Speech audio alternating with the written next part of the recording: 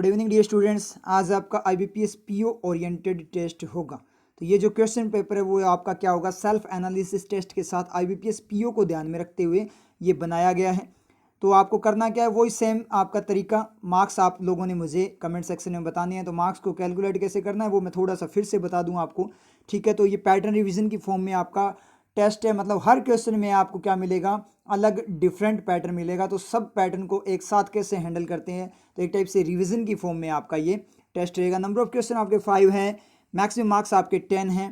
तो 1 क्वेश्चन आपका क्या है, 2 मार्क्स का है। पॉजिटिव में बात करें तो 1 क्वेश्चन के 2 मार्क्स आपको प्लस ऐड करने हैं। अगर आपका नेगेटिव हो जाता है तो आपको -½ मार्क्स आपको डिडक्ट करने हैं। अगर आपने कुछ नहीं किया तो आपको मतलब अटैम्प्ट ही नहीं किया उस क्वेश्चन को, तो आपको तो ना नेगेटिव करना है और ना ही आपको पॉजिटिव करना है। बिल्कुल ईमानदारी के साथ ये आपको मार्क्स कैलकुलेट करने हैं और कहाँ बताने हैं, कमेंट सेक्शन में बताने हैं कि आउट ऑफ 10 आपके कितने मार्क्स हैं।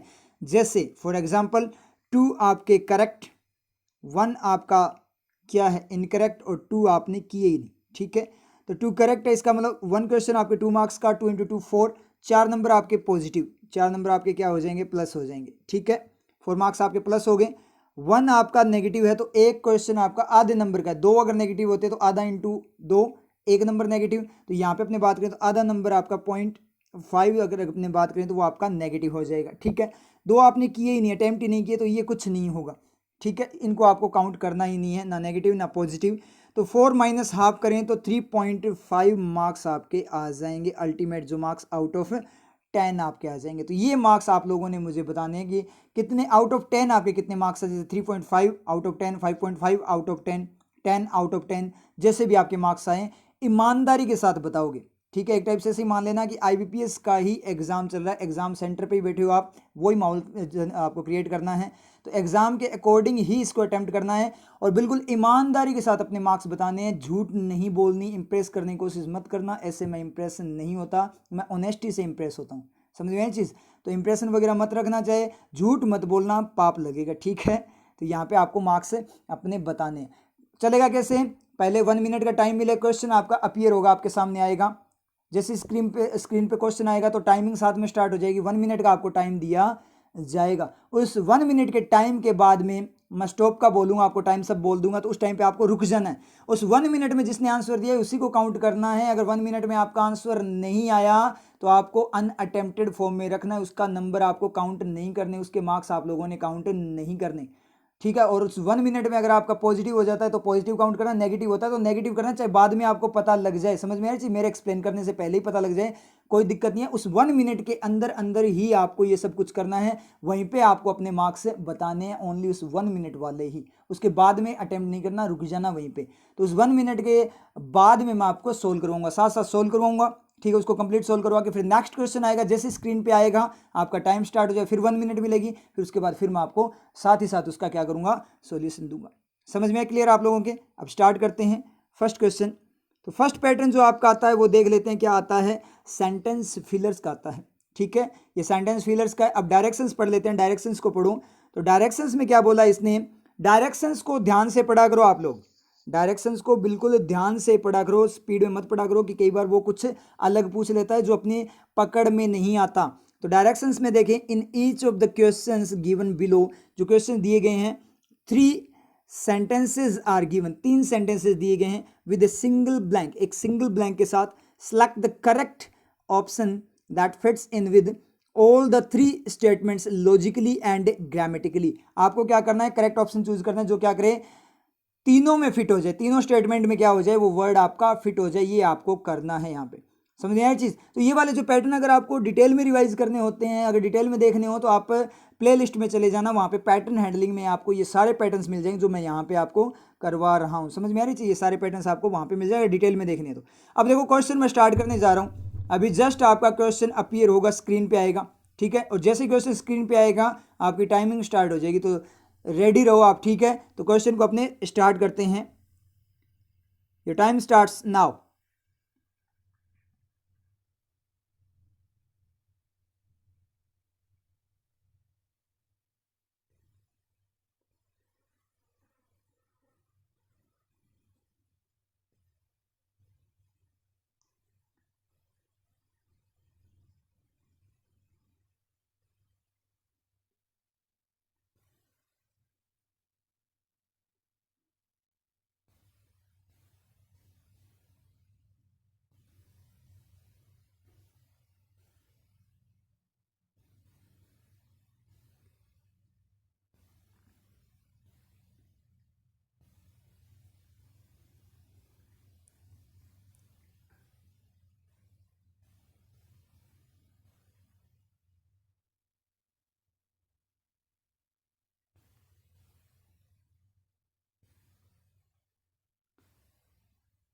टाइम्स अप, टाइम आपका हो चुका है, ठीक है, स्टॉप राइटिंग, ठीक है। अब यहाँ पे इसका सॉल्यूशन करते हैं, तो एक बार देख लेते हैं क्या है। फर्स्ट सेकंड थर्ड 3 सेंटेंसेस यहाँ पे 1 2 3 3 सेंटेंसेस दिए गए हैं, 1 ब्लैंक दिया गया है और 1 1 वर्ड दिए गए, ABCDE ऑप्शन दिए गए हैं। उनमें से आपको क्या करना है, वो यहाँ पे फिट करना है। समझ गए चीज़, यहाँ पे कोई आपको ऑप्शन क्या करना है, फिट करना है जो आपका सही हो, ठीक है। स्टार्ट करते हैं इसको। पहले वाले से देखें अपने, तो पहले वाले सेंटेंस में देखें, since C never wears shoes, क्योंकि वो कभी शूज़ नहीं पहनती, मतलब शूज़ वगैरह जूते वगैरह नहीं पहनती। इट वॉज, ये था, दैट की she would get a piece of glass in her foot, वो अपने पैर में क्या प्राप्त करेगी, क्या प्राप्त करेगी, एक पीस ऑफ ग्लास, ग्लास का टुकड़ा। मतलब वो कब, क्योंकि वो जूते नहीं पहनती, कभी जूते नहीं पहनती, तो यहाँ पे एक चांसेस था कि उसके पैर में कांच लग सकता है। तो इट वॉज, ये क्या था, इट वॉज सर्टेन, ये निश्चित था, बिल्कुल सही है, ठीक है। ये निश्चित था कि उसके पैर में कांच लग सकता है। इनएविटेबल, ये निश्चित, ये भी निश्चित अवश्य को बताता है, ठीक है, ये भी सही है। इसेंशियली, इट वॉज इसेंशियली, ये इसेंशियल टाइप का कुछ था। तो इसेंशियल टाइप का क्या होगा, देखो ये कैसा था, कैसा था, इसका मतलब किसके लिए बोल रहा है, ये बात, जूते ना पहनना, ये बात कैसी थी। तो इसका मतलब क्या है, यहाँ पे क्या आना चाहिए, इसेंशियल आना चाहिए था, इसेंशियली नहीं आना चाहिए था। क्यों नहीं आना चाहिए था इसेंशियली, क्योंकि इसेंशियली क्या होती है, एडवर्ब होती है। इट वॉज, ये कैसा था, कैसा था, इसका मतलब फर्स्ट टाइम क्वालिटी एडजेक्टिव, कैसा कैसा होता तो आपकी एडवर्ब होती। इसेंशियली इंपॉर्टेंट होता, इसेंशियली इंपॉर्टेंट फिर सही था। इसेंशियली सर्टेन फिर भी आपका सही था। इसेंशियली रिक्वायर्ड फिर भी सही था। लेकिन इट वॉज इसेंशियल, ये इसेंशियल तरीके से, हाँ क्या था, क्वेश्चन आ रहेगा, ये इसेंशियल तरीके से, हाँ क्या था, ये इसेंशियल था, बिल्कुल सही है, ये जरूरी था, ठीक है, बिल्कुल सही है। तो इसका मतलब सी तो अपना यहां से गया। अवॉइडेबल था, अवॉइडेबल था कि उसके पैर में कांच लग सकता है। अवॉइडेबल मतलब इग्नोर करने वाला, क्योंकि वो जूते नहीं पहनती इसलिए इग्नोर करने वाला था, मतलब उसको टालने, उस चीज़ को टालने वाला था, टल जाए कि वहाँ पे कांच नहीं लगेंगे, नहीं लगेंगे थोड़ी, अवॉइडेबल है इसका मतलब तो कांच नहीं लगेगा। इसका मतलब डी भी गलत हो, कांच तो लगने के चांसेस थे, ना कि अवॉइडेबल था, गलत हो गया। फैटेड, फैटेड का मतलब किस्मत में था, इट वॉज फैटेड, ये मतलब फिक्स था, उसकी किस्मत में, भाग्य में लिखा हुआ था कांच लगना, ठीक है, देख लेते हैं, हो जाएगा, कोई दिक्कत नहीं है, देख लेंगे। आगे पढ़े नेक्स्ट वाले को, the changing of the season, season मतलब जो ऋतुओं की जो चेंजेस होते हैं, चेंजिंग होती है, इज एन, वो एन, एन आया, एन आया, इसका मतलब क्या आएगा, वोवल साउंड आएगी, इसका मतलब कॉन्सोनेंट साउंड वाले सारे जाएंगे। सर्टेन गया और आपका क्या गया, फैटेड गया, दोनों ही गए, फैटेड भी गया आपका, सर्टेन भी गया, बचा क्या, इनएविटेबल आपका क्लिक हो गया। नन ऑफ दीज यहाँ पे है नहीं, इसका मतलब बी ऑप्शन अपना क्लिक हो गया, सेकंड वाले से वोवल साउंड आएगा, बिल्कुल क्लियर है, शानदार, कोई दिक्कत नहीं है। सर्टेन जो आपका निश्चित था उसको इसने यहाँ से एलिमिनेट कर दिया एन ने, तो मतलब फर्स्ट वाले में तो सर्टेन बिल्कुल सही लग रहा था, लेकिन सेकंड वाले में ग्रामेटिकल फॉर्म में सर्टेन आपका गलत हो गया। क्लियर आप लोगों के, तो एन एस्पेक्ट, एस्पेक्ट का मतलब एक दृष्टिकोण ऑफ द, यानी गुण बोल सकते हैं, ऑफ द अर्थ क्लाइमेट, अर्थ के जो क्लाइमेट है, जो आपका मौसम है, उसका क्या है, एक गुण है, ऋतुएं चेंज करना, changing of the season, season की चेंजिंग होना उसका एक गुण है, बिल्कुल सही। अवॉइडेबल गुण है क्या, अगर आपको अवॉइडेबल में अभी भी आपको क्या है, कन्फ्यूजन है, तो अवॉइडेबल है क्या, देखो फैटेड तो होगा ही नहीं, फैटेड क्यों नहीं होगा, क्योंकि एफ है वहाँ पे, फ मतलब कॉन्सोनेंट साउंड है, वो तो गलत हो गया। लेकिन अवॉइडेबल वाला अगर आपको चेक करना हो, अवॉइडेबल होगा क्या, अवॉइडेबल तो नहीं होगा, क्यों, क्योंकि ये इग्नोर करने वाला गुण थोड़ी है, वो तो क्या है, होती है, इंपॉर्टेंट गुण है उसका, इग्नोर थोड़ी किया जाता, ऋतु तो चेंज होती है, ये गलत हो जाएगा। इसेंशियली हो जाएगा क्या, ये एक इसेंशियल टाइप का गुण है, इसेंशियल गुण होगा, गुण कैसा है, फर्स्ट टाइम, एस्पेक्ट मतलब गुण, गुण का मतलब नाउन, इसेंशियल टाइप का, इसेंशियल फॉर्म में इंपॉर्टेंट गुण होता तो यहाँ पे एडवर्ब नहीं आएगी, एडजेक्टिव आना चाहिए था, इसेंशियल होता तो अपने बात करते, ये भी गलत हो गया। थर्ड को पढ़ना है तो पढ़ लो, ना पढ़ना है तो ना पढ़ो, एग्जाम में आपका हो चुका है, आप एग्जाम में आगे चलो, ठीक है, टाइम बचाओ वहाँ पे, पढ़ना है तो when the misbehaving twins, misbehaving का मतलब गलत आचरण करने वाले, गलत दुर्व्यवहार करने वाले ट्विंस जो जुड़वा हैं, गेट टुगेदर, वो एक साथ आ जाते हैं। ट्रबल इज, जो ट्रबल होती है, दुविधा होती है, is end bound to happen, तो एंड का रिफ्लेक्शन इज के बाद में, इज बाउंड टू हैपन मतलब वो होनी निश्चित होती है, और ट्रबल इज इनएविटेबल मतलब वो प्रॉब्लम क्या है, बिल्कुल निश्चित होती है, बिल्कुल सही बात है। जब दो दुर्व्यवहार, गलत आचरण करने वाले जुड़वा साथ में आ जाए तो वहाँ पे प्रॉब्लम तो होनी ही है, बिल्कुल सही है। तो ऑप्शन अपना क्लिक हो गया बी। क्लियर? आप लोगों को समझ में आया कैसे करना है? इस तरीके से करना है सारी चीज़ों को, फैक्ट को ध्यान में रखते हुए, सारी बातें माइंड में पिक्चर बनाते हुए कि बोलना क्या चाहता है, सारी चीज़ें माइंड में आनी चाहिए कि क्या बोलना चाहता है, तो आपकी कभी दिक्कत नहीं आएगी। रूल्स वगैरह नहीं रट ले आप लोगों ने, ठीक है? रूल्स वगैरह नहीं रटने, सिर्फ वर्किंग पता होनी चाहिए कि एडवर्ब कैसे आएगी, क्वालिटी ऑफ क्वालिटी या एक्शन की क्वालिटी। लेकिन यहाँ पे फर्स्ट टाइम क्वालिटी जो आप डायरेक्ट क्वालिटी बता रहे हो, कैसा है, कैसा है मतलब एडजेक्टिव होगा, एडवर्ब नहीं। कैसा का कैसा होता तो आपकी एडवर्ब होती, कैसा कैसा होता तो, ठीक है? ऐसा वैसा जो भी होता। क्लियर? आप लोगों के समझ में आया? अब चलते हैं नेक्स्ट क्वेश्चन। जैसे ही आपका जैसे नहीं, अभी नहीं ओपन होगा, अभी तो अपने डायरेक्शंस पढ़ेंगे इसकी, ठीक है? अगला जो आपका पैटर्न आता है वो आता है स्पॉटिंग एरर्स का। जल्दी से इसकी डायरेक्शन पढ़ लेते हैं। डायरेक्शन में क्या बोलना चाहता है ये? Out of the 3 statements given below, 3 statements भाई आपको दिए गए हैं, बिल्कुल सही है, कोई दिक्कत नहीं है, देने दो। वन और मोर मे बी ग्रामेटिकली इनकरेक्ट, एक या एक से ज्यादा ग्रामेटिकल फॉर्म में आपके गलत हो सकते हैं, कोई दिक्कत नहीं है। आइडेंटिफाई, ध्यान से क्या direction, identify the correct statement या statements and choose the relevant option as your answer. क्या करना है? करेक्ट स्टेटमेंट को आप लोगों ने चूज करना है, करेक्ट को, इनकरेक्ट को नहीं करना, ठीक है? क्लियर आप लोगों के? तो इस तरीके से आपको डायरेक्शंस को ध्यान से पढ़ा करो। क्वेश्चन मैं स्टार्ट कर रहा हूं, स्क्रीन पे जैसे ही क्वेश्चन आएगा टाइम आपका स्टार्ट हो जाएगा। तो क्वेश्चन आ गया, योर टाइम स्टार्ट्स नाउ।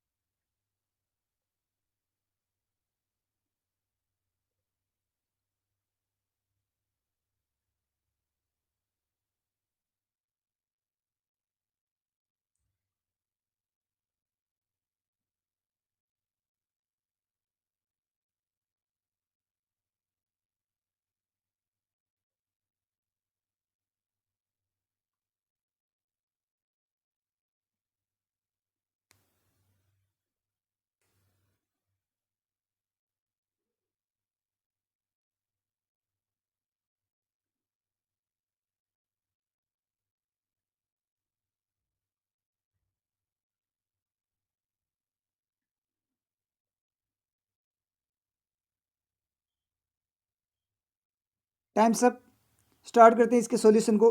क्या दिया गया है आपको? 1 2 3 फर्स्ट सेकंड थर्ड, 3 सेंटेंसेस दिए गए हैं। आपको क्या करना है? एरर फाइंड आउट करते हो, करेक्ट कॉम्बिनेशन को आपको क्या करना है, करेक्ट जो स्टेटमेंट्स है उनको आपको यहाँ पे फाइंड आउट करना है, करेक्ट वन को। तो स्टार्ट करते हैं। दिस, ये ऑफन पॉइग्नेंट, पॉइग्नेंट का मतलब क्या होता है? हृदय विदारक, ठीक है? मार्मिक मतलब दिल को दहला देने वाला, दिल को छू लेने वाला। ऑफन का मतलब ज़्यादातर। कलेक्शंस, ये जो आपका क्या है? ऑफन जो मार्मिक, दिल दहला देने वाला, दिल को छू जाने वाला जो कलेक्शंस है। एरर कर रहे हैं, स्कैनिंग करनी है, कलेक्शंस। तो दिस कलेक्शंस होगा क्या या कलेक्शन होगा? यहाँ से गड़बड़ हो रही है ना। दिस कलेक्शंस, ये जो कलेक्शन मतलब बहुत सारे संग्रह, ठीक है? कोई ना, आगे पढ़ते हैं।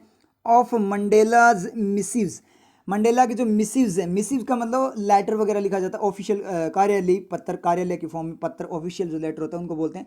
जो मंडेला के जो लेटर वगैरह थे, पत्र थे, उनका जो कलेक्शन है, गिव्स अस, गिव्स का मतलब डज गिव का सब्जेक्ट देखते हैं। मिसिव्स, मंडेलाज मिसिव्स को ऑफ खा गया, कलेक्शन ही यहाँ पे सब्जेक्ट बना, तो डज गिव आना चाहिए था या डू गिव आना चाहिए था? डू गिव आना चाहिए। आपको चेक करना है हर एलिमेंट किसके लिए क्या यूज हुआ है, तो डू गिव आना चाहिए। इसका मतलब क्या निकला?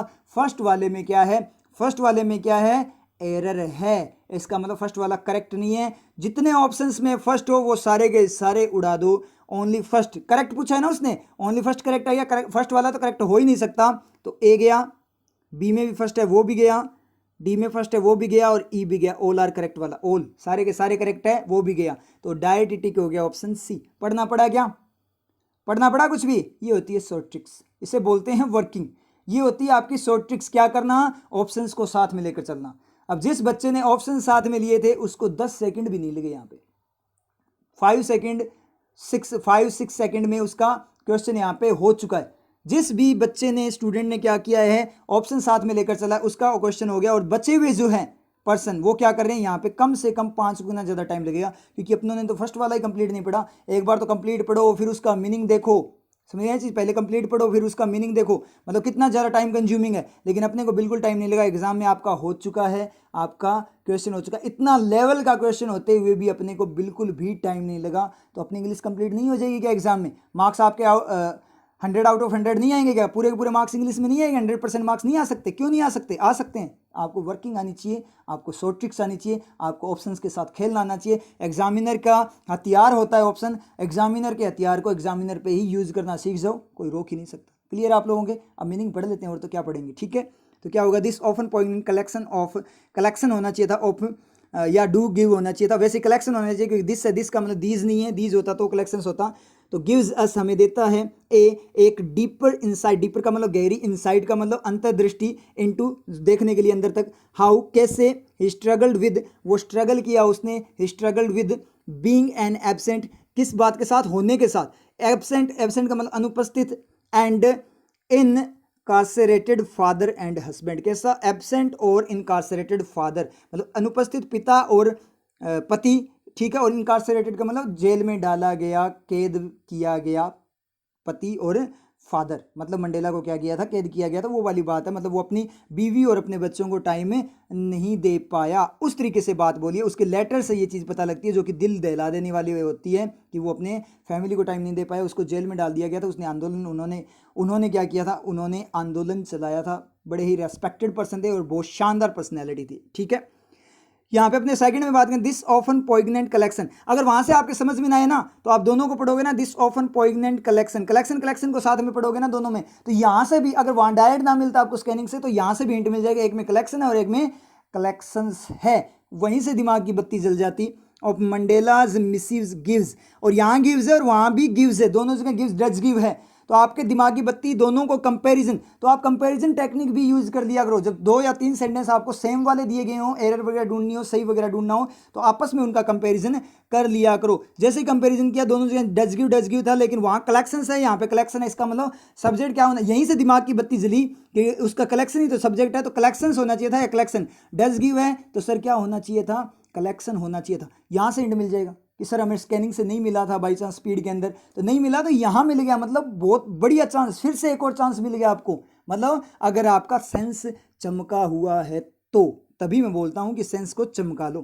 गिव्स अस ए डीपर, वही सेम बात बोलेगा, तो अपने स्पीड में पढ़ लेते हैं क्योंकि क्वेश्चन अपना हो चुका है।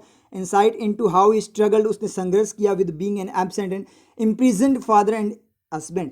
इम्प्रिजन्ड का मतलब भी क्या होता है, जेल में डाला हुआ, और इनकार्सरेटेड का मतलब भी क्या होता है, वो भी आपका जेल में डाला कैदी ही होता है। क्लियर आप लोगों के? चलो, इनकार्सरेटेड का अगर अपने को मीनिंग ना आता ना, फिर भी अपना क्वेश्चन तो हो गया यहाँ पे। मिसिव्स का मीनिंग ना आता तो भी हो जाता कि मिसिव सर प्लूरल है, गिव होना चाहिए था, नहीं होगा क्योंकि मिसिव्स को क्या कहा गया, ऑफ, इसलिए वर्किंग आनी जरूरी है। कई क्या करते हैं, मिसिव्स के जस्ट बाद गिव्स दिया हुआ है तो वो क्या करते हैं कि मिसिव्स के जस्ट बाद, मिसिव्स तो प्लूरल है तो डू गिव आना चाहिए था, सर मैंने तो ऐसे कर दिया, ऐसे नहीं हो गया, ये तो बाई चांस आपका सही हो गया, लेकिन सेकंड वाले में फिर मिसिव्स तो सेकंड में भी और थर्ड में भी मिसिव्स गिव्स है, तो ऐसे थोड़ी होगा। आपको देखना गिव्स का सब्जेक्ट क्या है, गिव, आपको पता है किसी भी सेंटेंस को कैसा सब्जेक्ट चाहिए, फ्री एंड फ्रेश चाहिए, लेकिन मिसिव्स को तो ऑफ खाया हुआ है ना, तो वो तो फ्री है ही नहीं, तो कैसे कर सकते हो उसको subject.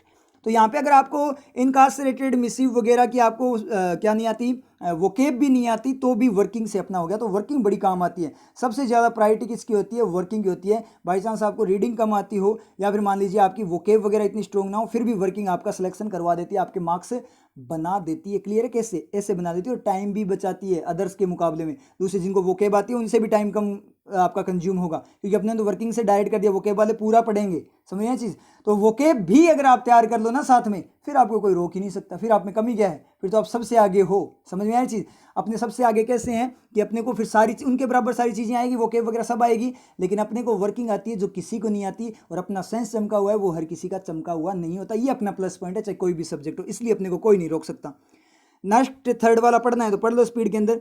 This often poignant collection of Mandela's massive gives us a deeper insight, ऊपर वाला सेम का सेम ही, बस कलेक्शंस की जगह कलेक्शन कर दिया, into how he struggle with being an absent and incarcerated father and husband, वो सेम का सेम मीनिंग है। तो ये भी आपका समझ में आ गया क्या बोलना चाहता है।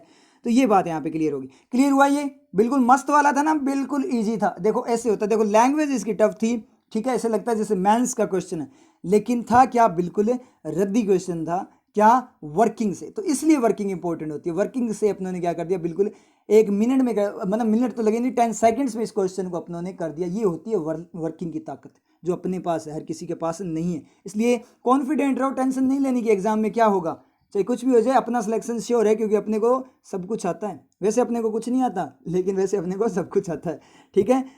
चलते हैं अब नेक्स्ट क्वेश्चन पे। नेक्स्ट आपका जो पैटर्न है वो है फ्रेज रिप्लेसमेंट का, बिल्कुल शानदार अपना फेवरेट पैटर्न, मेंस लेवल का पैटर्न है। वैसे ये एक बार मेंस में आया हुआ है, आपके एसबीआई के मेंस में आया हुआ है, तो प्री में आने के इसके चांसेस अभी तक आया तो नहीं है उसके बाद में, लेकिन चांसेस अपने तो क्या करते हैं उस चीज़ उसके अकॉर्डिंग ही रखते हैं, सोच कर ही रखते हैं इन चीज़ों को कि क्या क्या आ सकते हैं। तो अब की बार आईपीएस पीओ का एग्जाम होगा तो हर बार पैटर्न चेंज करते हैं, तो हो सकता है ये पैटर्न आपका आ जाए एग्जाम के अंदर, प्री मेंस किसी में भी आ सकता है।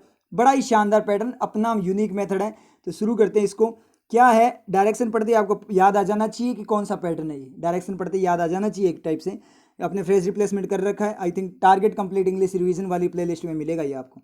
तो शुरू करें यहाँ पे। A sentence divided into 3 parts, एक सेंटेंस डिवाइडेड है 3 पार्ट्स में, first second and third is given. वो सेंटेंस, इसका सब्जेक्ट क्या है, सेंटेंस है, इज गिवन दिया गया है। For each part, her part के लिए ए correction statement is given 8 first second and third respectively.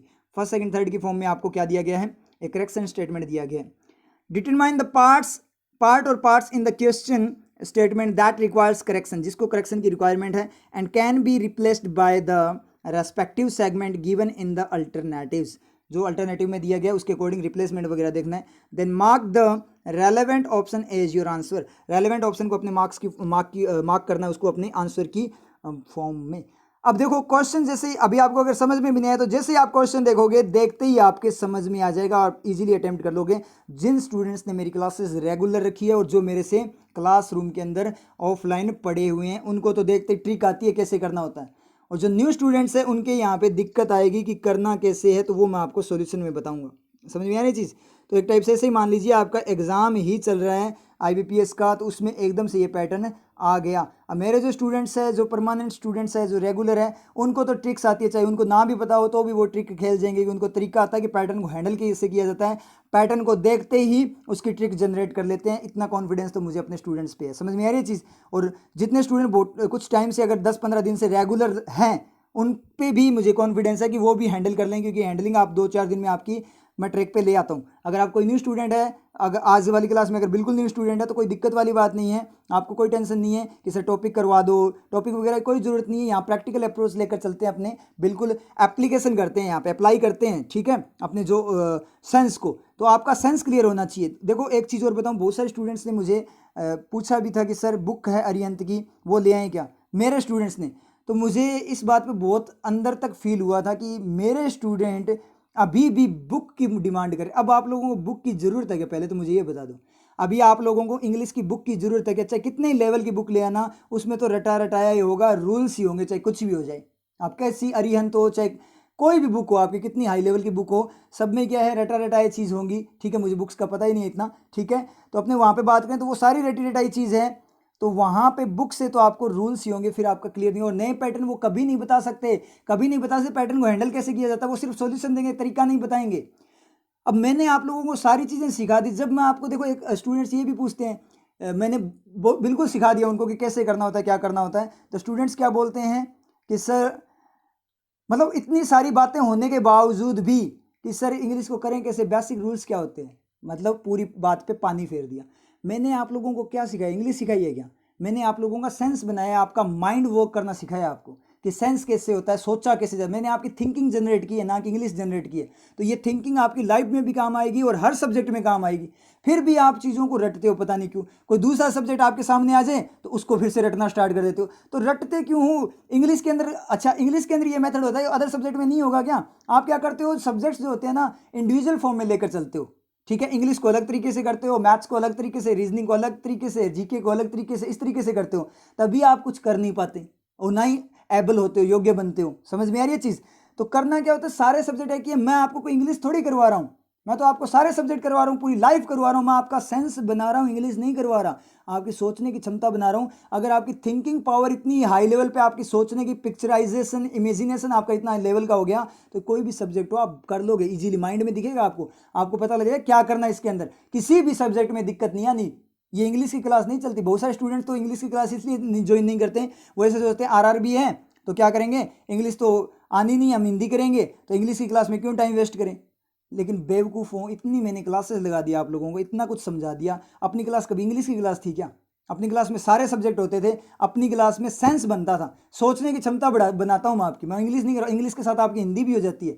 अपनी क्लास में इंग्लिश थोड़ी चलती है, अपनी क्लास में तो सेंस चलता है। और जिस दिन आपका सेंस डेवलप हो गया उसके बाद में कोई भी सब्जेक्ट हो आपको जरूरत नहीं पड़ेगी, ना ही किसी टीचर की जरूरत पड़ेगी। और कोई भी सब्जेक्ट दे दो आप उसको उड़ा दोगे, आपका कोई सब्जेक्ट वीक नहीं रहेगा। समझ में आ रही है? बहुत सारे स्टूडेंट बोलते हैं मेरा मैथ वीक है, इंग्लिश वीक है। ऐसा नहीं, ये चीज़ होती है। और आप बेवकूफ़ी करते हो क्या कि इंग्लिश की क्लास है, इंग्लिश की अभी ज़रूरत नहीं है, ज़रूरत पड़ेगी तब करेंगे, तो तब कर लेना, फिर करते रहना, बाद में कुछ नहीं होना। तो यहाँ इंग्लिश की क्लास नहीं चलती, अपनी क्लास में साइंस चलता है। और अपनी अगर इंग्लिश की क्लास लगाओगे तो आरआरबी में क्या हर एग्जाम में आपको फायदा होगा। समझ आ रही चीज़? क्योंकि साइंस डेवलप होगा आपका। क्लियर है? अब चलते हैं अपने क्वेश्चन पे। तो क्वेश्चन अपीयर होते ही आपका टाइम स्टार्ट हो जाएगा, तो स्टार्ट करते हैं। Your time starts now.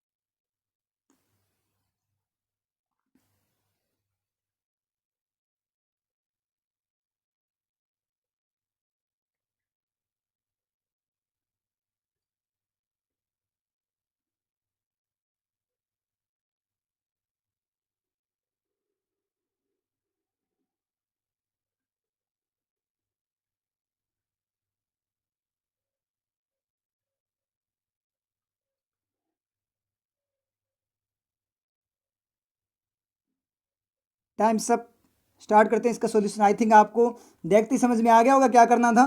वही अपना मेथड क्या करना, देखो क्या दिए गए हैं। ऊपर 3 फ्रेजेस दी गई है, मतलब सेंटेंस को 3 पार्ट्स में डिवाइड किया गया है और उनके replacement first second third option में दिए गए हैं।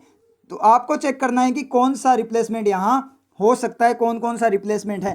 तो क्या है कंपैरिजन टेक्निक का अपना वही मेथड जो अपने करते हैं। क्या करेंगे, सबसे पहले तो अपने क्या करेंगे, 3 लाइन्स को ड्रॉ करेंगे।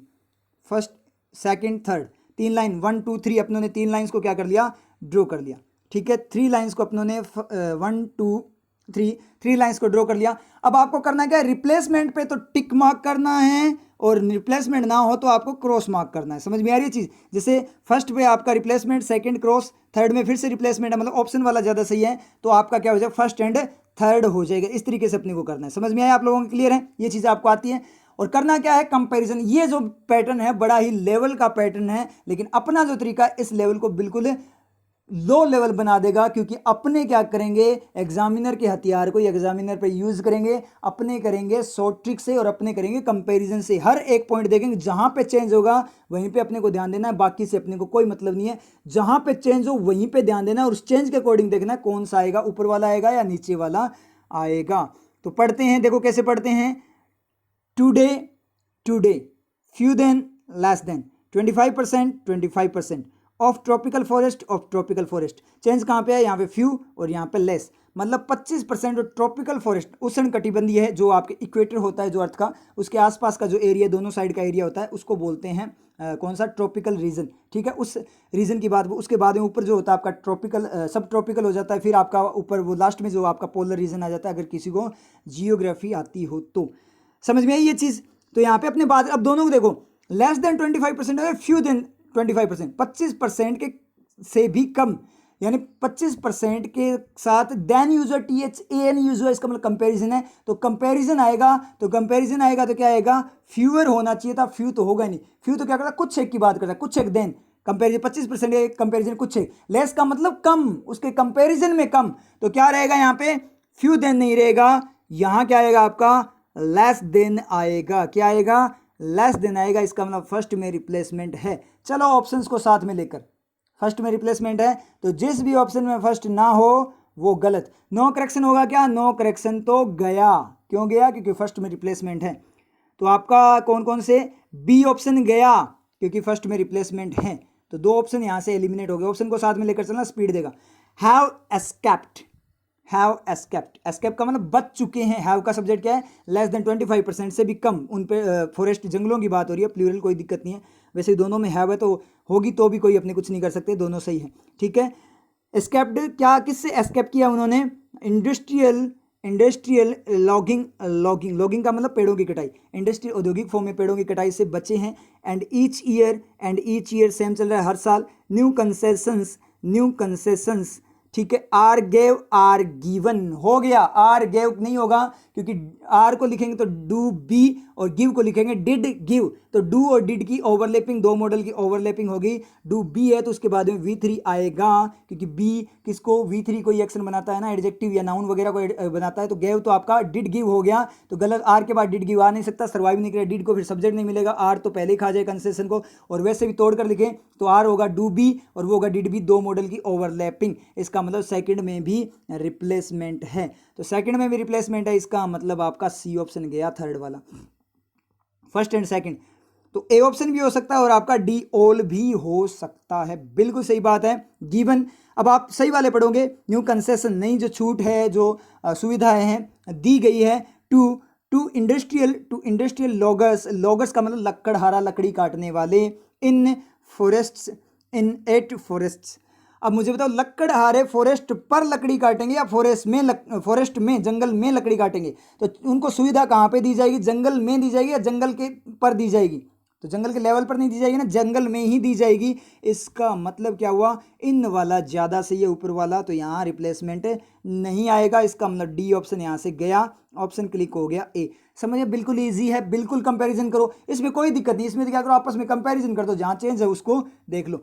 दैट हैड, आगे पढ़े, दैट हैड हिदरटू, हिदरटू का मतलब अब तक, हिदरटू अब तक, never been locked, never been locked, जिनकी अब तक कटाई नहीं हुई, मतलब उन जंगलों में उन्हें सुविधा दी जाएगी, छूट दी जाएगी जिन जंगलों में अभी तक कटाई नहीं हुई है। बिल्कुल सही है, क्लियर है सर, ये तो सही है, लेकिन यहाँ हैड क्यों यूज किया, क्योंकि हिदरटू तो अभी तक की बात करता है ना, हाँ कोई दिक्कत नहीं है। और सर ऊपर हैव एस्केप्ड मतलब बच्चे हैं, ये बात उन्होंने बोली, और बात अभी टुडे आज के टाइम की चल रही है, तो हेड वाला गलत नहीं होगा क्या सर, चलो कोई ना, गलत होगा। यहाँ पे एग्जामिनर आपके साथ गेम खेल गया भाई, आपको क्या करना है, रिप्लेसमेंट करना है, ठीक है, नन ऑफ दीज वगैरह यहाँ कुछ नहीं है, आपको क्या करना है, रिप्लेसमेंट करना है। एग्जामिनर गेम खेल गया, अगर हेड वाला आपको लगता है गलत है, चलो मान लेते हैं गलत है, तो भी आप कुछ नहीं कर सकते क्योंकि दोनों में ही क्या है, हेड है, तो कौन सा रखोगे, ऊपर वाला रखोगे तो भी हेड है, नीचे वाले में भी हेड है, इसका मतलब एग्जामिनर इस हेड वाली एरर को मानता ही नहीं है, दोनों से। अब आप नो करेक्शन बोलोगे तो नो करेक्शन तो वैसे ही नहीं हो सकता क्योंकि फर्स्ट वाले में तो करेक्शन है, चाहे ऊपर वाला रख लो चाहे नीचे वाला रख लो, दोनों के दोनों ही क्या है, हेड के साथ में, इसका मतलब एग्जामिनर हेड वाली को क्या नहीं करता, एरर नहीं मानता, तो इसका मतलब वो आपके साथ गेम खेल गया। तो आपके साथ गेम खेला तो, लेकिन अपना सेंस हमको अपने सोचेंगे।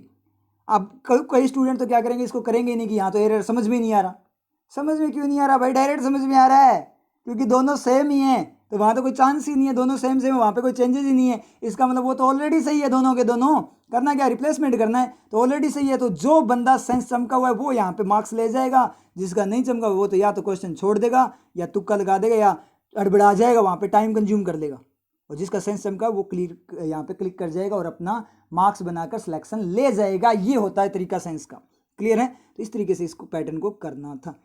अब चलते हैं अपने नेक्स्ट, जो आपका पैटर्न है उस पर, जो नेक्स्ट पैटर्न आता है वो आता है वर्ड रिप्लेसमेंट का, बिल्कुल सही है, वर्ड रिप्लेसमेंट शानदार, बिल्कुल ईजी होता है, डायरेक्शंस को पढ़ लेते हैं।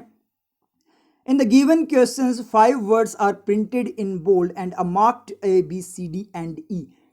5 वर्ड्स आपके प्रिंटेड है बोल्ड में और मार्क किए गए, A B C D and E form में वो क्या किए गए हैं, मार्क किए गए हैं। The positions of some highlighted words may be incorrect, जो पोजिशंस है कुछ हाईलाइटेड वर्ड्स की वो क्या हो सकती है, आपकी इनकरेक्ट हो सकती है। And need to be exchanged with another highlighted word, और उन्हें आवश्यकता है क्या, एक्सचेंज करने की अनदर हाईलाइटेड वर्ड के साथ, to make the sentence correct, क्या करने के लिए, सेंटेंस को करेक्ट बनाने के लिए। Find the pair of word और words that need to be exchanged, आपको वो पेयर फाइंड आउट करना है जिसको क्या है, रिप्लेसमेंट की, एक्सचेंज की ज़रूरत है। क्वेश्चन अपीयर होते टाइम स्टार्ट हो जाएगा, तो इसलिए be ready, be prepared. Question को अपने स्टार्ट करते हैं, ये टाइम स्टार्ट्स नाउ।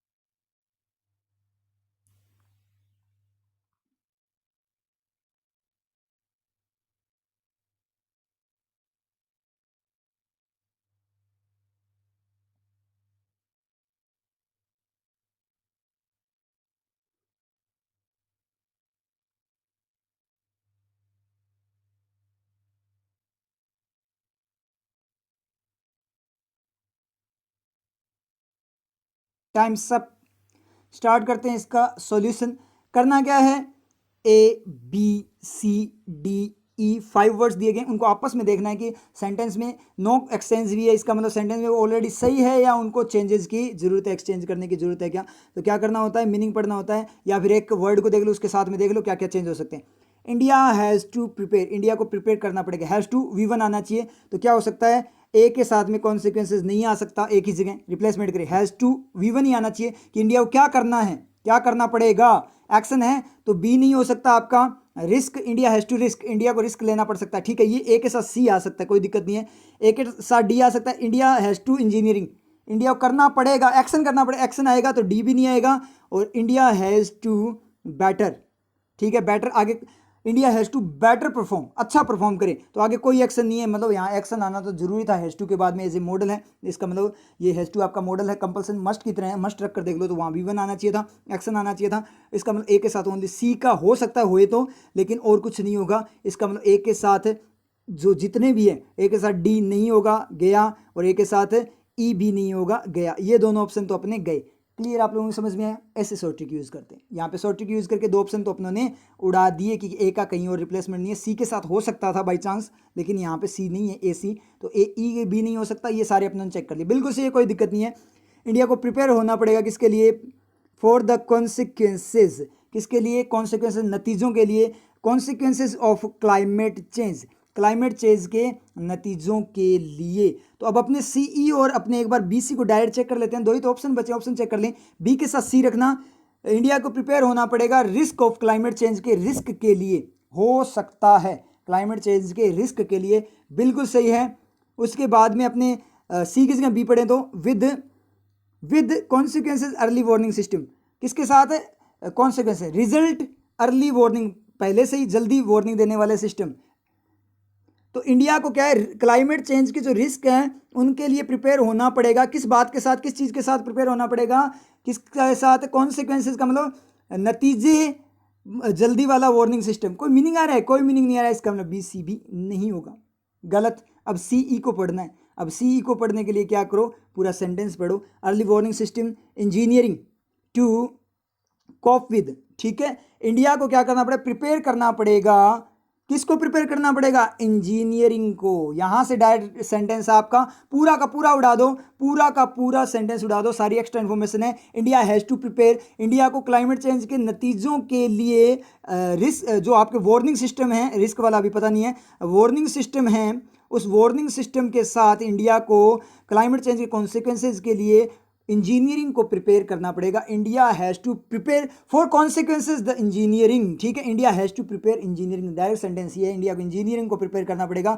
टू क्या करने के लिए, कॉप विद, सामना करने के लिए, with the fall out, fall out का मतलब जो प्रॉब्लम, गिरावट, जो गिरावट आई है उसके साथ, उसका सामना करने के लिए, एंड बेटर, और बेटर ट्रांसफर मैकेनिज्म का सामना, एंड का रिफ्लेक्शन कहाँ, विद के बाद से इंडिया को, इंजीनियरिंग को, इंडिया को प्रिपेयर करना पड़ेगा इंजीनियरिंग को क्या करने के लिए, एक तो जो कमी आ रही है, गिरावट प्रॉब्लम हो रही है उसका सामना करने के लिए, और दूसरा किसको हैंडल करने के लिए, अच्छी ट्रांसफर मैकेनिज्म, जो चेंजेस की जो मैकेनिज्म प्रक्रिया है उस अच्छी मैकेनिज्म का सामना करने के लिए, ठीक है। तो यहाँ गड़बड़ हुई ना, अच्छी मैकेनिज्म का सामना फॉल आउट के साथ में यूज हो रहा है कि इंजीनियरिंग को सामना करना है, सामना का मतलब लड़ना है उसे, तो लड़ना किससे है, एक तो देखो नेगेटिव चीज से तो लड़ना ही है, जो दुविधा प्रॉब्लम है उससे तो लड़ना है, और अच्छी मैकेनिज्म प्रक्रिया से लड़ना है, अच्छी प्रक्रिया से लड़ना है, गलत प्रक्रिया से लड़ना होता है, बुरी खराब प्रक्रिया से लड़ना होता है। तो यहाँ गड़बड़ है, सीई को चेक करना, with better early warning system, किसके साथ, इंडिया को तैयार रहना किसके साथ है, अच्छे अर्ली वार्निंग सिस्टम के साथ,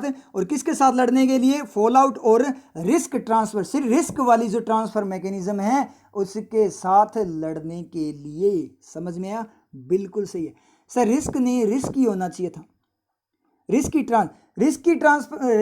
की मैकेनिज्म का मतलब रिस्क का मतलब रिस्क टाइप की मैकेनिज्म है, और रिस्क मैकेनिज्म का मतलब रिस्क लेने की मैकेनिज्म है। समझ में आई चीज। बैंकिंग मैनेजर का मतलब बैंक टाइप का मैनेजर है, ठीक है। जैसे मान लीजिए अपने बात करें बैंकिंग मैनेजर का मतलब बैंकिंग टाइप का, मैंने बैंक का पोजीशन की फॉर्म में जा रहा है, ये चीज मैंने आपको करवा रखी है। फाइनेंशियल कंपनी का मतलब क्या होगा, फाइनेंशियल टाइप की कंपनी जिसमें फाइनेंस वगैरह हो, फाइनेंस कंपनी, फाइनेंस करने वाली कंपनी। अब अपने बात करें फाइनेंशियल कंपनी की बात करें, कोई भी फाइनेंशियल कंपनी है तो वो क्या है, जैसे मान लीजिए कोई और कंपनी है जो फाइनेंस नहीं देती, मान लो गाड़ियां बनाती है, वो भी एक फाइनेंशियल कंपनी है। फाइनेंशियल का मतलब उसके अंदर पैसे वगैरह, पैसे वाली कंपनी को बोलते हैं फाइनेंशियल। और फाइनेंस कंपनी जो फाइनेंस करती है वो कंपनी होती है। तो रिस्क वाली प्रक्रिया है, ना कि रिस्क की प्रक्रिया। प्रक्रिया ऐसी है जिसमें रिस्क है, या फिर रिस्क लेने की प्रक्रिया रिस्क लेने वाली है। तो बिल्कुल सही है, नो एक्सचेंज गलत हो जाएगा। क्यों? क्योंकि बैटर यहाँ पे सूट नहीं कर रहा, तो सीई बिल्कुल सही है। क्यों? क्योंकि अगर बैटर यहाँ पे देख अच्छी प्रक्रिया का और मतलब कमी खराब, फॉल आउट का मतलब जो गड़बड़ है, गड़बड़ के का सामना करना है, उससे लड़ना है, और अच्छी प्रक्रिया से लड़ना है या गलत प्रक्रिया से, रिस्क वाली प्रक्रिया से। समझ में आया? यहाँ बैटर सूट नहीं कर रहा था इसलिए नो एक्सचेंज हो गया। समझ में आया? बिल्कुल डीप वे में अगर सोचो तो आपका सही, मीनिंग की फॉर्म में सोचा। अगर आप लोगों ने पिक्चर बनाई है तो सही गया है, और अगर जिसने पिक्चर नहीं बनाई है उसने नो एक्सचेंज कर दिया, श्योर है। ठीक है, जिसने पिक्चर बनाई है उसका सही है, लेकिन मुझे कॉन्फिडेंस है कि आपका मैक्सिमम का सही ही जाएगा, क्योंकि आपका अब चमका हुआ है। क्लियर? आप लोगों को समझ में आया? अब चलते हैं नेक्स्ट पैटर्न पे, नेक्स्ट और लास्ट पैटर्न पे। नेक्स्ट पैटर्न आपका था मैच द कॉलम्स का। ये मैंने आईबीपीएस के अकॉर्डिंग ही रखे हैं सारे के सारे क्वेश्चंस। नए पैटर्न भी रखे हैं, क्या क्या नए पैटर्न भी आ सकते हैं, जो आ रहे हैं वो पैटर्न्स भी रखे हैं। तो मैच द कॉलम्स की अगर अपने बात करें, तो मैच द कॉलम्स में बात करें डायरेक्शन में, in these question 2 columns first and second and 3 sentences are given. 2 column दिए गए हैं, 3 सेंटेंस दिए हैं। बिल्कुल फेवरेट आप लोगों का, आपको पता ही है कैसे करना होता है match the column, which are divided into 2 parts, जो कि डिवाइडेड है किसमें? 2 पार्ट्स में। Colon first A B and C consist of first half of each sentence. हर सेंटेंस का फर्स्ट हाफ को कंसिस्ट करता है colon first, and colon second D E and F consist of second half of each sentence. हर sentence के second half को, मतलब जो फर्स्ट कोलन है उसमें जो सेंटेंस बनेगा उसका पहला पार्ट है, और उसके अंदर नेक्स्ट जो रिमेनिंग पार्ट है वो सेकंड कोलन वाला होगा। दोनों को क्या करना है आपको? फर्स्ट के बाद में सेकंड को जोड़ना है, फर्स्ट के साथ सेकंड को जोड़कर देखना है। आगे बात करें match colon first with colon second, पहले कोलन को सेकंड कोलन के साथ मैच करना है, सो दैट ताकि the sentences formed are both meaningful and grammatically correct. जो आपके सेंटेंस फॉर्म्ड हो वो क्या मीनिंगफुल और ग्रामेटिकल फॉर्म में करेक्ट हो। Choose the option as your answer, आपको वो जो करेक्ट कॉम्बिनेशन आपने बनाया है उस ऑप्शन को आपको जो क्या करना है, चूज करना है, क्या अपने आंसर की फॉर्म। तो आपको आता है ये करना। आप स्टार्ट करते हैं इसको, और जैसे क्वेश्चन स्टार्ट होगा आपका टाइम स्टार्ट हो जाएगा। ठीक है, तो स्टार्ट करते हैं क्वेश्चन को। Your time starts now.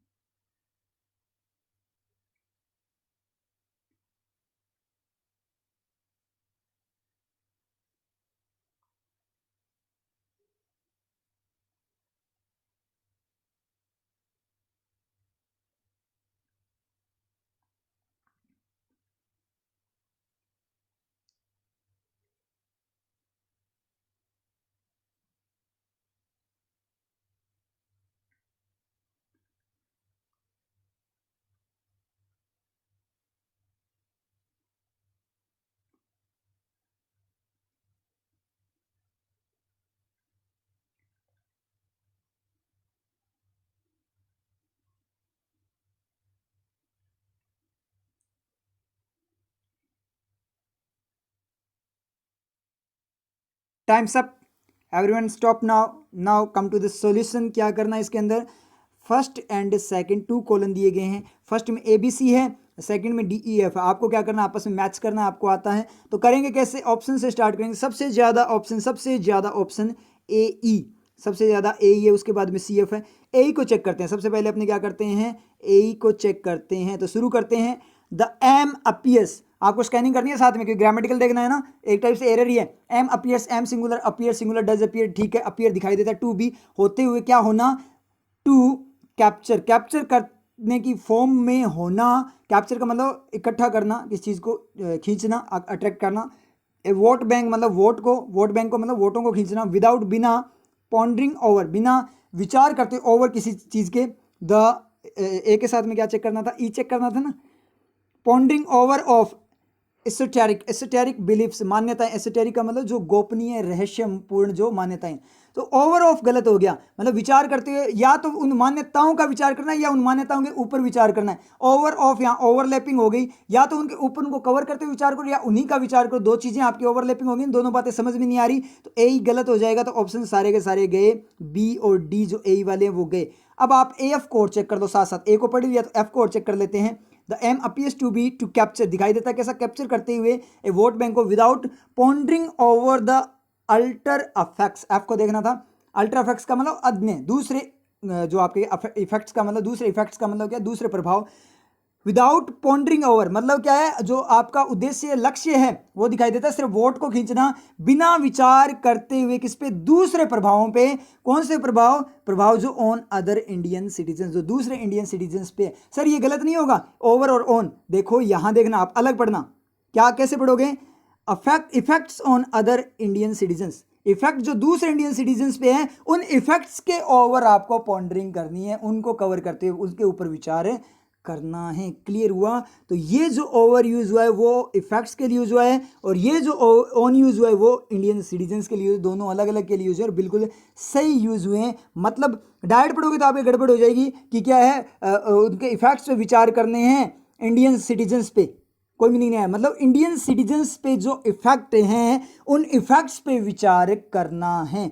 F बिल्कुल सही जा रहा है, तो एफ के साथ में बी डी को चेक कर लेते हैं। ठीक है, लास्ट वाला ऑप्शन बी डी को देखें, the bill falls short of, falls का मतलब गिरता है, डज फॉल, बिल सिंगुलर, कोई दिक्कत नहीं है। शॉर्ट ऑफ में कमी, मतलब कम पड़ जाता है, बिल कम पड़ जाता है, of the governments on laudable claims, किसका, गवर्नमेंट के खुद के, लॉडेबल का मतलब सराहनीय, प्रशंसा करने वाले, जो प्रशंसा करने वाले दावे हैं, एंड ऑब्जेक्टिव्स, और जो उनके उद्देश्य हैं उसकी कमी पड़ जाती है। उद्देश्य किसके, डी को पढ़ना है, ऑफ किसके, objective, of providing shelter, shelter छत प्रोवाइड करने के, आश्रय देने के, टू किसकी तरफ, टू द माइनॉरिटीज, माइनॉरिटीज का मतलब जो अल्पसंख्यक हैं, इन कहाँ पे, इंडियाज नेबरहुड, इंडिया के नेबरहुड में, पड़ोस में जो अल्पसंख्यक है, जो उनको बाहर से इंडिया में क्या करके लाना है, ऑन किस पर, एटलीस्ट कम से कम 2 काउंट्स, 2 बार, ठीक है, कम से कम 2 बार। ठीक है, तो ये यहाँ पे इंडिया का जो बिल है, जो बिल आया था वो क्या हो गया, उसमें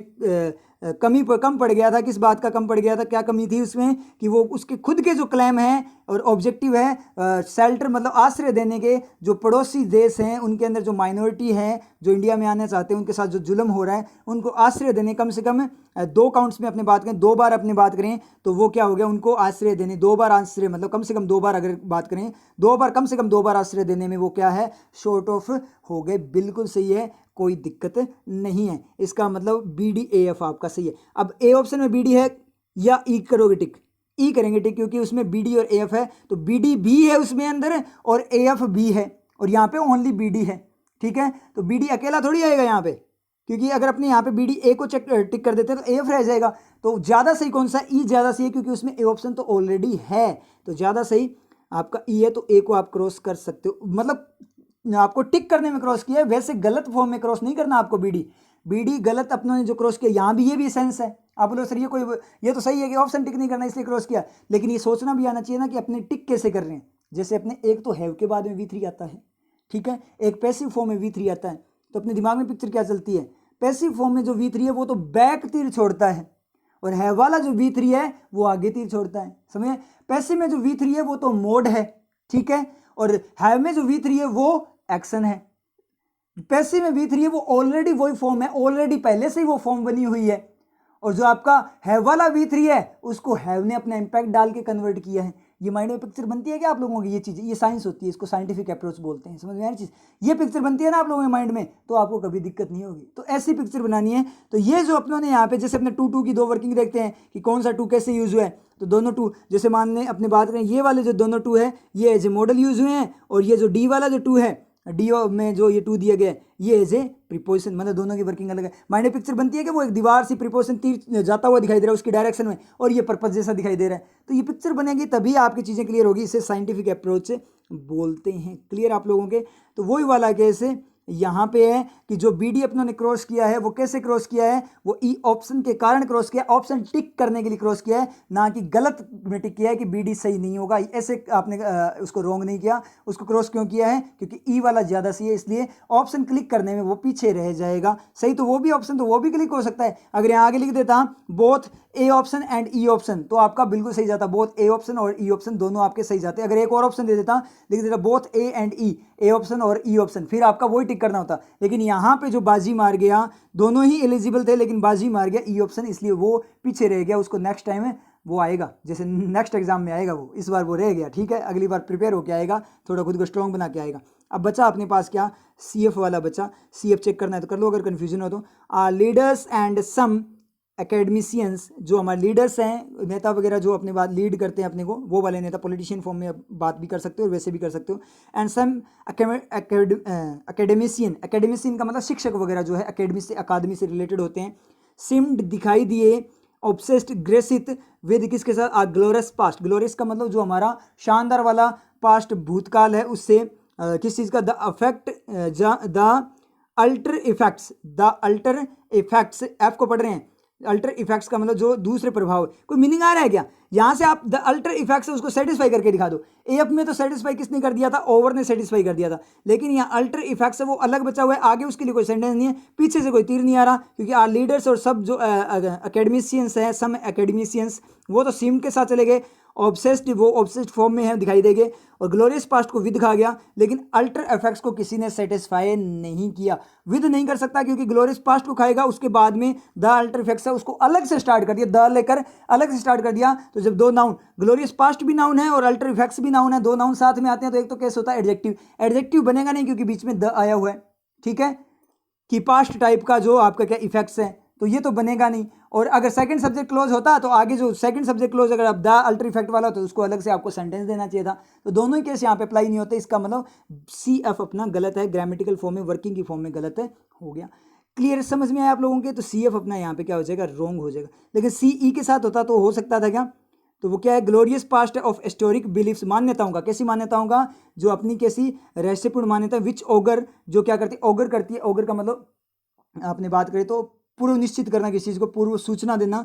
डूम, डूम की, डूम का मतलब, डूम क्या होता है, एक तो डूम वो होता है जो बाजा बजाता है, डूम, ठीक है, तो वो वाला डूम नहीं है। डूम का मतलब होता है अंधेरा बोल सकते हो, या गिरावट किसी चीज़ की, या खराब। Doom for the science, science के लिए गलत चीज़ की पूर्व सूचना देता है कि साइंस खराब हो जाएगी। तो ये आपका सही जा सकता है, लेकिन गलत चला गया क्योंकि ग्लोरियस पास्ट की बात कर रहा है ना, तो ग्लोरियस पास्ट होगा तो ग्लोरियस शानदार होगा, तो वो नेगेटिव काम नहीं करेगा। वैसे भी आपका सी गलत हो जाता होता, तो भी यहाँ पे CE इन्होंने दिया ही नहीं है। और अगर टीचर्स की फॉर्म में बात करें तो कुछ टीचर्स ऐसे हैं जो पुरानी चीज़ों को लेकर चलते हैं, नई चीज़ें नहीं लेकर आते। जैसे अपने इंग्लिश की बात करें तो पुराने वो टीचर्स क्या करते हैं, रूल्स पे चलते हैं, बच्चों को नई चीज़ें नहीं सिखाते, जो अभी एडवांस में अभी जो चल रही है, प्रेजेंट जो रिक्वायरमेंट है उसके अकॉर्डिंग नहीं पढ़ाते, पुराने तरीके से पढ़ाते हैं, सिर्फ अपना बिजनेस चलाने के लिए और बच्चों को बेवकूफ़ बनाने के लिए। क्योंकि इंग्लिश में तो बच्चे बेवकूफ़ बनते, टाइम नहीं लगता, क्योंकि बच्चों को नॉलेज नहीं है इंग्लिश का, तो उनको तो जो ऐसे बोलते हैं ना, गोल्डन प्लेटिनम रूल है, उसकी तरफ भाग के जाते हैं, और जो उनको रियल चीज़ें करवाता हो उसकी तरफ स्टूडेंट्स कभी नहीं आते इंग्लिश में। मतलब बहुत बड़े बेवकूफ़ स्टूडेंट्स देखे हैं मैंने, बहुत ज़्यादा बेवकूफ़, जैसे अपने क्लासरूम के स्टूडेंट्स की बात करें, इससे मतलब बेवकूफ़ स्टूडेंट मैंने आज तक नहीं देखे, ठीक है। मतलब इंग्लिश को जो अवॉइड करते हैं उनकी बात कर रहा हूँ, कि इतने महामूर्ख जो स्टूडेंट्स, इतने महामूर्ख लोगों में मैंने नहीं देखा। बाई चांस अगर आपका सिलेक्शन भी हो जाएगा ना, तो आगे लाइफ में आप कुछ नहीं कर पाओगे, क्योंकि जिन स्टूडेंट्स का सिलेक्शन हुआ है ना, उनसे पूछना इंग्लिश की रिक्वायरमेंट कितनी आगे जाकर।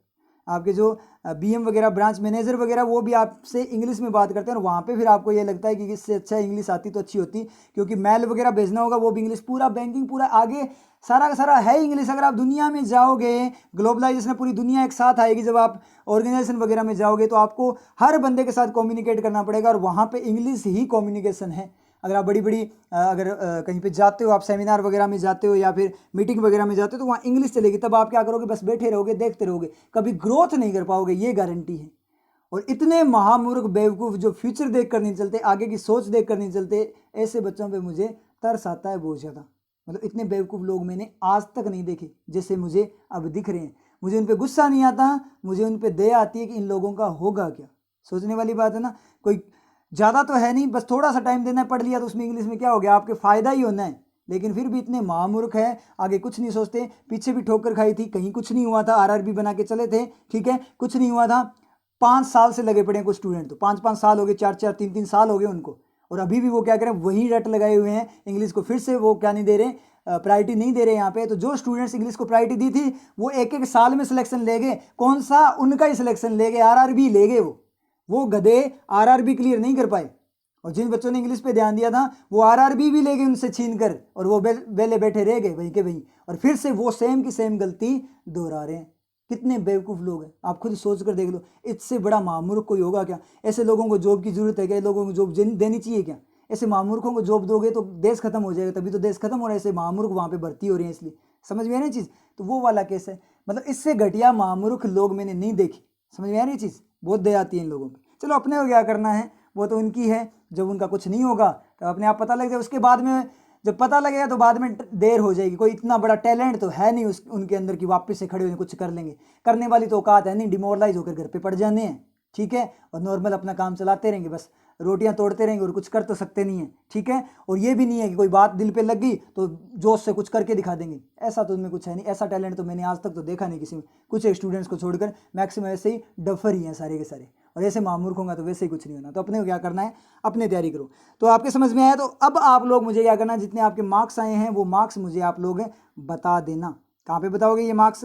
आप मुझे कमेंट सेक्शन में अपने मार्क्स बताओगे। समझ में आ रही चीज़? कमेंट सेक्शन में मुझे अपने मार्क्स बता देना। समझ में आ रही है आप लोगों के? ईमानदारी के साथ बेईमानी बिल्कुल भी नहीं करनी। समझ में आई? बेईमानी बिल्कुल भी नहीं करनी।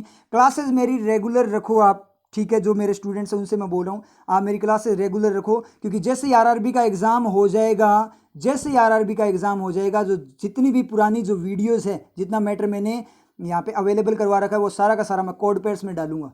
कोड पैड कोर्स में, किस में डालूंगा?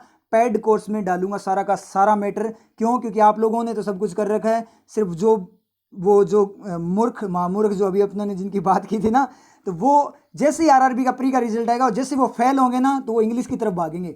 तो उनको फ्री में नहीं मिलने वाला कुछ भी, ठीक है। मैंने मेहनत की है, खून पसीना बहाया है, ठीक है। बहुत ज़्यादा गर्मी में मुझे वीडियो बनानी पड़ती है, बिल्कुल फ़ैन वगैरह बिल्कुल ऑफ रखता हूँ, बीच बीच में रोक रोक कर, ठीक है। साथ में रुमाल वगैरह रखता हूँ, पसीना पहुँचते हुए वीडियो बनाता हूँ। तो मैंने मेहनत की है, तो मेरी ये जो मेहनत है वो फ्री ऑफ कॉस्ट उन्हीं को मिलेगी जो मेरे रेगुलर स्टूडेंट, डेडिकेटेड स्टूडेंट्स हैं उनको। और जैसे ही आरआरबी का रिजल्ट आता है उसी टाइम पे मैं सारी वीडियोज़ को पैड कोर्स में डाल दूंगा। इसलिए आप लोग ज़्यादा से ज़्यादा रिवाइज करते रहो, समझते रहो चीज़ों को, ठीक है। लाइव प्रीमियर अपना कोई दिक्कत नहीं है, फ्री चला लेंगे, कोई दिक्कत नहीं। उसमें भी मैं मेंबरशिप के अकॉर्डिंग ही रखूंगा, क्योंकि लाइव प्रीमियर में जो चैट का ऑप्शन है उसमें अगर मैं मेंबरशिप रखता हूं तो ओनली मेंबर्स ही वहाँ पे चैट कर सकते हैं। तो जो मेरे रेगुलर स्टूडेंट्स हैं उनके लिए मैं कुछ ना कुछ ऑफर दूंगा, आप लोग टेंशन मत लो, कोई दिक्कत वाली बात नहीं है, ठीक है। लेकिन जो वो गधे हैं, जो जब रिक्वायरमेंट होगी, जब ज़रूरत होगी उनको, तब जो आएंगे अपना स्वार्थ सिद्ध करने के लिए, जब आएंगे अपनी खुद के सेल्फिशनेस के लिए, उन लोगों के लिए मेरा कोर्स बिल्कुल भी फ्री नहीं रहेगा। ये मैं पहले ही बता रहा हूँ सबको, ये कोर्स बिल्कुल फ्री नहीं रहेगा। मैं पेड कोर्स बनाऊंगा, समझ में आ रही चीज़? पैड करूंगा मैं, कोई ज़रूरी नहीं है फ्री में पढ़ाऊँ। मैं इतनी नई चीज़ें आपको फ्री में कहीं और से कर लेना, अगर कर सकते हो तो। और ये गारंटी है जो मेरे स्टूडेंट कहीं और से कर भी नहीं सकते, और कहीं और से करोगे तो सिलेक्शन भी नहीं ले सकते, ये भी गारंटी है। तो वो बाद में देखेंगे अपने, वो तो मैं औकात दिखा दूंगा सबको, ठीक है। कोई मेरे ज़्यादा नहीं है कि आपको फ्री में सारी चीज़ें अवेलेबल करूँ, तो मैं कोई फ्री नहीं देने वाला। मेरे स्टूडेंट्स हैं उनको सब कुछ फ्री मिलेगा, कोई दिक्कत नहीं है। आपके अकॉर्डिंग ही चलेगा सारा का सारा, जैसे आप बोलोगे उसके अकॉर्डिंग मैं आपसे राय लूँगा, उससे पहले आपका ओपिनियन रखूँगा। जो मेरे स्टूडेंट हैं उन्हीं की राय चलेगी और किसी की नहीं चलेगी। अदर स्टूडेंट्स के लिए मैं पैड कोर्स करने वाला हूँ, इसलिए ज़्यादा से ज़्यादा रिवाइज किया करो आप वीडियोज़ को। समझ में क्लियर आप लोगों के?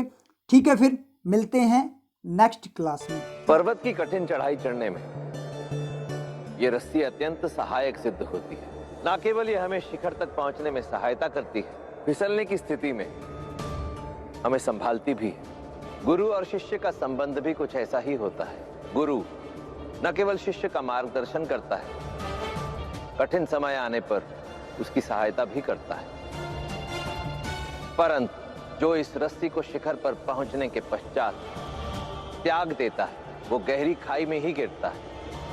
इसलिए उस गुरु का सदैव आदर कर जिसने आपको सफलता के शिखर तक पहुंचाया है, क्योंकि उसका अपमान अथवा अनुपस्थिति आपको पुनः धरातल तक पहुंचा सकती है। नीतियां मेरी, नियति आपकी,